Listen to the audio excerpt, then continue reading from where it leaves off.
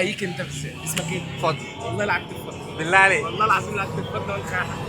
النهارده اليوم التاني وانا بحاول اوصل بوكيت لل 100,000 داونلود، واللي ما يعرفش بوكيت فده اسهل ابلكيشن تقدر تسجل وتتابع عليه كل مصاريفك اليوميه. امبارح خدت بالي ان انا عشان اوصل لل 100,000 داونلود لازم اغير من طريقتي، وده بسبب ان احنا من ساعه ما بدانا بوكيت واحنا مش بنعمل اي حاجه غير ان احنا شغالين على الاب من البيت. عشان كده قررت ان انا النهارده هعمل حاجه مختلفه، وهي ان انا هنزل اكلم الناس في الشارع اخليهم ينزلوا الابلكيشن قدامي، بس عشان الاقي مكان ويكون في ناس كتير متجمعين دي حاجه مش سهله. عشان كده اخترت اكتر مكان انا عارف ان انا هلاقي ناس كتير فيه. احنا دلوقتي في سموحه عند مجمع القهاوي وظهر المديريه.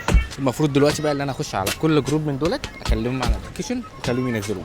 ادعوا لي الابلكيشن سجل وتابع بيه مصاريفك بالصوت او بالاس ام اس. الحمد لله اول جروب شجعوني جدا ونزلوا الابلكيشن في ساعتها. لسه قدامنا شغل كتير قوي قوي قوي، وفعلا قعدنا حوالي 6 ساعات بنحاول نخلي الناس تنزل بوكيت على موبايلها. تعالى بقى نشوف يلا وصلنا لكام النهارده. الفكره اللي انا خليتهم يكلموا صحابهم يبعتوا للجروبات اللي هم فيها ان هم ينزلوا الاب، فتعالوا يلا نشوف. 704 حلو الحمد لله. اعمل بقى فولو عشان تشوف رحله بوكيت لل 100,000 داونلود.